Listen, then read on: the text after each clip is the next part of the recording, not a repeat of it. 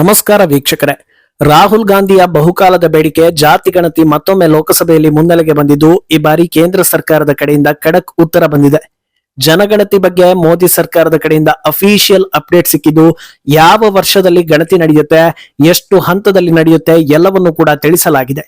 ಈ ಗಣತಿ ಪ್ರಕ್ರಿಯೆ ಹಿಂದೆಂದಿನ ಗಣತಿಗಿಂತ ವಿಶೇಷವಾಗಿ ಇರಲಿದ್ದು, ಭಾರತದ ಭವಿಷ್ಯದ ದೃಷ್ಟಿಯಿಂದ ಅತ್ಯಂತ ಪ್ರಮುಖ ಹೆಜ್ಜೆ ಆಗಿರಲಿದೆ. ಕಳೆದ ಹಲವು ಎಲೆಕ್ಷನ್ಗಳಿಂದ ರಾಹುಲ್ ಜಾತಿ ಗಣತಿಗೆ ಒತ್ತಾಯಿಸ್ತಾ ಇದ್ದಾರೆ ಅನ್ನೋದನ್ನ ನೋಡ್ತಾ ಇದ್ದೀರಾ. ಆದ್ರೆ ಇದರಿಂದ ಅವರಿಗೆ ಪಾಸಿಟಿವ್ ಆಯ್ತಾ ಅಥವಾ ನೆಗೆಟಿವ್ ಆಯ್ತಾ ಅಂತ ನೋಡ್ತಾ ಹೋದ್ರೆ ಅಚ್ಚರಿಯ ವಿಚಾರಗಳು ಬೆಳಕಿಗೆ ಬರ್ತಾ ಹೋಗುತ್ತೆ. ಇನ್ನೊಂದೆಡೆ ದೇಶದ ಭದ್ರತೆ ದೃಷ್ಟಿಯಿಂದ ಕೈಗೊಂಡ ಸಂಚಾರ್ ಸಾಥಿ ಆಪ್ಗೆ ವಿರೋಧಿಸೋದಕ್ಕೆ ಹೋಗಿ ಪ್ರಿಯಾಂಕಾಗೆ ಮುಖಭಂಗ ಆಗಿದೆ. ಇದೆಲ್ಲವನ್ನ ಒನ್ ಬೈ ಒನ್ ವಿವರಿಸ್ತಾ ಹೋಗ್ತೀವಿ. ಈ ವಿಡಿಯೋವನ್ನ ತಪ್ಪದೆ ಕೊನೆ ತನಕ ನೋಡಿ. ಅದಕ್ಕೂ ಮುನ್ನ ಮೀಡಿಯಾ ಮಾನ್ಸ್ಟರ್ ಚಾನೆಲ್ ಅನ್ನ ತಪ್ಪದೆ ಸಬ್ಸ್ಕ್ರೈಬ್ ಮಾಡಿ. ಎಸ್, ಸದ್ಯ ರಾಜಕೀಯದಲ್ಲಿ ಸೋಲಿನ ಕಡೆ ಭರ್ಜರಿಯಾಗಿ ಓಡ್ತಾ ಇರೋ ರಾಹುಲ್ ಏನೇ ಮಾಡಿದ್ರೂ ಬ್ಯಾಕ್ ಫೈರ್ ಆಗ್ತಾ ಇದೆ ಅನ್ನೋದು ಕಾಣಿಸ್ತಾ ಇದೆ. ಯಾಕೆ ರಾಹುಲ್ ಸೋಲ್ತಾ ಇದ್ದಾರೆ ಅಂತ ಅವರನ್ನ ಕೇಳಿದ್ರೆ ಇವಿಎಂ ಸರಿ ಇಲ್ಲ, ವೋಟ್ ಚೋರಿ, ಹಾಗೆ ಹೀಗೆ ಅನ್ನೋ ಹಾರಿಕೆಯ ಉತ್ತರಗಳನ್ನ ಕೊಡಬಹುದು. ಆದ್ರೆ ಜವಾಬ್ದಾರಿಯುತ ಭಾರತೀಯನನ್ನ ಹಿಡಿದು ಕೇಳಿದ್ರೆ ರಾಹುಲ್ ಸೋಲ್ತಾ ಇರೋದಕ್ಕೆ ಒಂದಲ್ಲ ನೂರಾರು ಕಾರಣಗಳನ್ನ ಹೇಳ್ತಾರೆ. 2024 ಲೋಕಸಭಾ ಎಲೆಕ್ಷನ್ ನಿಂದ ಹಿಡಿದು ಮಹಾರಾಷ್ಟ್ರ ವಿಧಾನಸಭಾ ಎಲೆಕ್ಷನ್ ತನಕ ರಾಹುಲ್ ಬಾಯಲ್ಲಿ ಪದೇ ಪದೇ ಬಂದ ವಿಚಾರ ಅಂದ್ರೆ ಅದು ಜಾತಿ ಗಣತಿ ಆಗ್ಬೇಕು, ಕೇಂದ್ರ ಸರ್ಕಾರ ಸಾಮಾಜಿಕ ನ್ಯಾಯ ಕೊಡ್ತಾ ಇಲ್ಲ, ಹಾಗೆ ಹೀಗೆ ಅನ್ನೋದು. ಇದಕ್ಕೆ ಯಾರು ಮಣೆ ಹಾಕ್ಲಿಲ್ಲ ಅನ್ನೋದು ವಾಸ್ತವ. ಆದ್ರೆ ಯಾರು ಕೇಳಲಿ ಬಿಡ್ಲಿ, ನಾನು ಮಾತ್ರ ಈ ಬಗ್ಗೆ ದನಿ ಏರಿಸ್ತೀನಿ ಅಂತ ಮತ್ತೆ ಈ ವಿಚಾರವನ್ನ ತೆಗೆದ ರಾಹುಲ್ಗೆ ಕೇಂದ್ರ ಸರ್ಕಾರ ಉತ್ತರ ಕೊಡೋದರ ಜೊತೆಗೆ ದೇಶದ ಜನತೆಗೂ ಹೊಸ ಅಪ್ಡೇಟ್ ಅನ್ನ ಕೊಟ್ಟಿದೆ. ದೇಶದಾದ್ಯಂತ ಜನಗಣತಿ 2027 ನಡೆಯಲಿದೆ ಅನ್ನೋದನ್ನ ಮೋದಿ ಸರ್ಕಾರ ಕನ್ಫರ್ಮ್ ಮಾಡಿದೆ.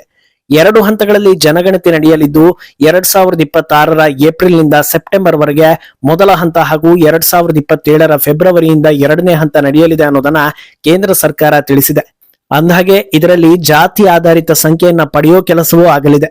ಈವರೆಗಿನ ಮಾಹಿತಿ ಪ್ರಕಾರ ಬಹಳ ಅಚ್ಚುಕಟ್ಟಾಗಿ ಈ ಸೆನ್ಸಸ್ ನಡೆಯಲಿದ್ದು, ಅತ್ಯಾಧುನಿಕ ಆಪ್ಗಳು ಹಾಗೂ ಆನ್ಲೈನ್ ಪ್ಲಾಟ್ಫಾರ್ಮ್ಗಳನ್ನ ಬಳಸಲಾಗುತ್ತೆ. ಸಾಮಾನ್ಯ ಪ್ರಜೆಯೂ ಕೂಡ ಆನ್ಲೈನ್ ಮೂಲಕ ತಮ್ಮ ಮಾಹಿತಿ ನೀಡೋದಕ್ಕೆ ಅವಕಾಶ ಕಲ್ಪಿಸಿಕೊಡೋ ಮೂಲಕ ಪಾರದರ್ಶಕತೆಯನ್ನ ಕಾಪಾಡೋ ಕೆಲಸ ಕೂಡ ಆಗಲಿದೆ. ಈಗಾಗಲೇ ಅದಕ್ಕೆ ಎಲ್ಲಾ ತಯಾರಿ ನಡೆದಿದ್ದು, ಪೂರ್ವ ನಿರ್ಧಾರಿತ ಕೆಲಸಗಳು ಮುಗಿತಾ ಇದ್ದ ಹಾಗೆ ಎಲ್ಲಾ ವ್ಯವಸ್ಥೆಯನ್ನ ಮಾಡಿಕೊಂಡು ಈ ಮಹಾ ಜನಗಣತಿಯನ್ನ ಆರಂಭಿಸಲಾಗುತ್ತೆ. ಈ ಮೂಲಕ ಮುಂದಿನ ಪಾಲಿಸಿ ಮೇಕಿಂಗ್ಗೆ ಇದು ದೊಡ್ಡ ಮಟ್ಟದಲ್ಲಿ ದಾರಿ ತೋರಲಿದೆ ಅಂತ ಹೇಳಲಾಗ್ತಾ ಇದೆ. ಅಂದಹಾಗೆ ಯಾಕೆ ಮೋದಿ ಸರ್ಕಾರ 2027ಕ್ಕೆ ಈ ಪ್ರಕ್ರಿಯೆ ಮುಗಿಸೋ ನಿರ್ಧಾರವನ್ನ ಕೈಗೊಂಡಿದೆ ಅನ್ನೋದು ಅಚ್ಚರಿಯ ವಿಚಾರ. ಈಗಷ್ಟೇ ಪೂರ್ವ ನಿರ್ಧಾರಿತ ಕೆಲಸಗಳು ಅನ್ನೋದನ್ನ ಹೇಳಿದ್ವಿ. ಅದ್ಯಾವುದು ಅಂತ ನೋಡ್ತಾ ಹೋದ್ರೆ ಅಕ್ರಮ ವಲಸಿಗರ ನಿರ್ಮೂಲನೆ ಅನ್ನೋದು ಸ್ಪಷ್ಟವಾಗುತ್ತೆ. CAA, immigration and foreign law, SIR ಹೀಗೆ ಹಲವು ಪ್ರಕ್ರಿಯೆಗಳ ಮೂಲಕ ಅಕ್ರಮ ವಲಸಿಗರನ್ನ ಹೊರದಬ್ಬೋ ಕೆಲಸ ಆಗ್ತಾ ಇದೆ. ಇವರೆಲ್ಲ ಆಚೆ ಹೋದ್ರೆ ಮಾತ್ರ ಅಸಲಿ ಭಾರತೀಯರು ಯಾರು ಅನ್ನೋ ಲೆಕ್ಕ ಸಿಕ್ಕೋದು. ಆದ್ರಿಂದ ಮೊದಲು ಎಷ್ಟಾಗುತ್ತೋ ಅಷ್ಟರ ಮಟ್ಟಿಗೆ ಇವರನ್ನ ಹೊರದಬ್ಬಿ ನಂತರ ಭಾರತೀಯರ ಲೆಕ್ಕ ಹಾಕೋ ಕೆಲಸಗಳು ಆರಂಭವಾಗಲಿದೆ. ಸದ್ಯ ದೇಶದಲ್ಲಿ 2ನೇ ಹಂತದ SIR ಪ್ರಕ್ರಿಯೆ ನಡೀತಾ ಇರೋದ್ರಿಂದ SIR ಅಂತಿಮ ಹಂತಕ್ಕೆ ಬರ್ತಾ ಇದ್ದ ಹಾಗೆ ಜನಗಣತಿ ಆರಂಭಿಸೋ ಸಾಧ್ಯತೆಗಳು ಹೆಚ್ಚಿದೆ. ಅಂದಹಾಗೆ ಜನಗಣತಿ ಆರಂಭಿಸಿದ್ರೆ ಅಲ್ಲೂ ಕೂಡ ಪ್ರತಿಯೊಬ್ಬರ ದಾಖಲೆಗಳು ವೆರಿಫೈ ಆಗುತ್ತೆ. ಆಗ್ಲೂ ಒಂದಷ್ಟು ಅಕ್ರಮ ವಲಸಿಗರು ಸಿಕ್ಕಿ ಬಿಡೋ ಸಾಧ್ಯತೆ ಇರುತ್ತೆ.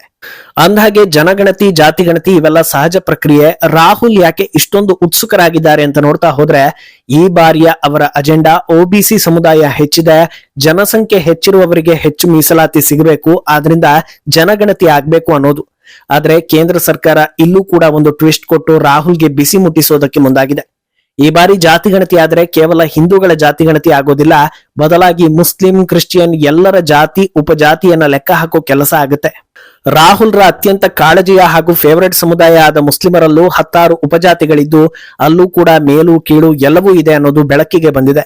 ಆದ್ರಿಂದ ಅಲ್ಪಸಂಖ್ಯಾತರು ಎನ್ನಿಸಿಕೊಂಡವರಲ್ಲಿ ಯಾರಿಗೆ ಆರ್ಥಿಕ ಸಹಾಯ ಸೌಲಭ್ಯ ಬೇಕಿದೆಯೋ ಅವರನ್ನ ಗುರುತಿಸೋ ಕೆಲಸವೂ ಆಗಲಿದೆ ಅನ್ನೋ ಬಗ್ಗೆ ಕೂಡ ಹಿಂಟ್ ಸಿಕ್ಕಿದೆ.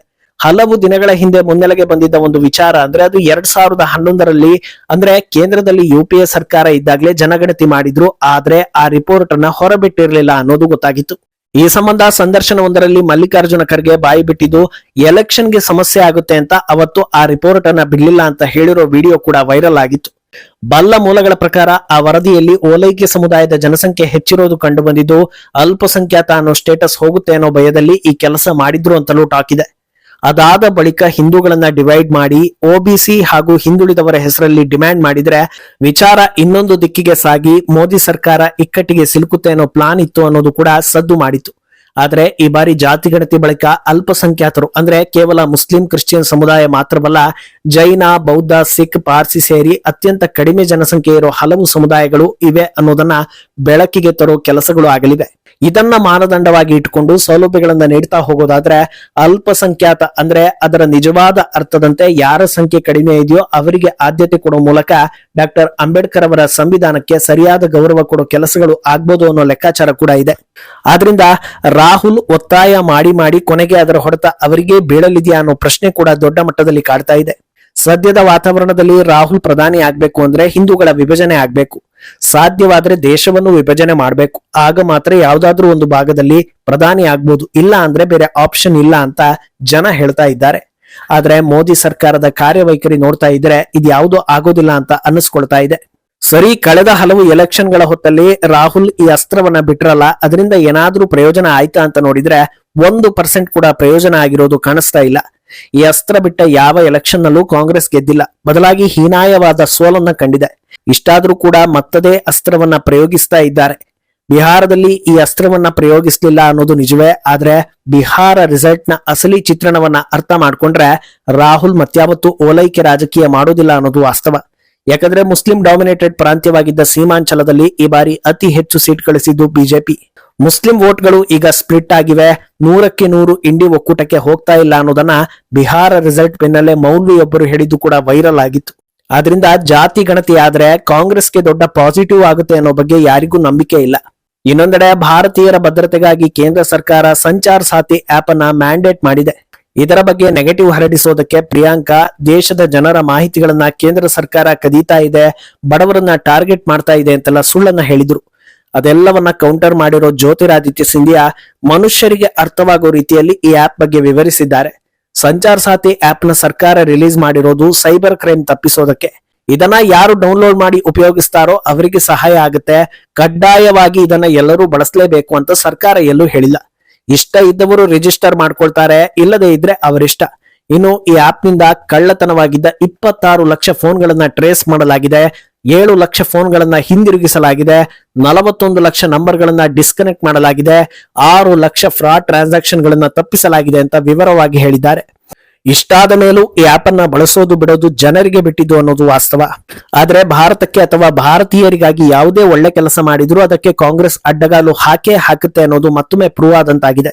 ಭಾರತದಲ್ಲಿ ಪದೇ ಪದೇ ದಾಳಿಗಳು ಹಾಗೂ ವಿಧ್ವಂಸಕ ಕೃತ್ಯಗಳು ಆಗ್ತಾ ಇದೆ. ಇದನ್ನ ತಪ್ಪಿಸೋದಕ್ಕೆ ಎಚ್ಚೆತ್ತುಕೊಂಡಿರೋ ಸರ್ಕಾರ ಉಗ್ರ ಜಾಲವನ್ನ ಭೇದಿಸೋದಕ್ಕೆ ಹೊಸ ಕ್ರಮಗಳನ್ನ ಅನುಸರಿಸಿದ್ರೆ ಅದನ್ನ ತಿರುಚಿ ಇನ್ನೊಂದು ರೀತಿಯಲ್ಲಿ ಜನರಲ್ಲಿ ಗೊಂದಲ ಸೃಷ್ಟಿ ಮಾಡೋ ಕೆಲಸ ಕೂಡ ಆಗ್ತಾ ಇದೆ. ಮುಂದೇನಾಗುತ್ತೆ ಅನ್ನೋದನ್ನ ಕಾದು ನೋಡ್ಬೇಕು. ಈ ಬಗ್ಗೆ ನಿಮ್ಮ ಅಭಿಪ್ರಾಯವನ್ನ ತಪ್ಪದೆ ಕಮೆಂಟ್ ಮೂಲಕ ತಿಳಿಸಿ.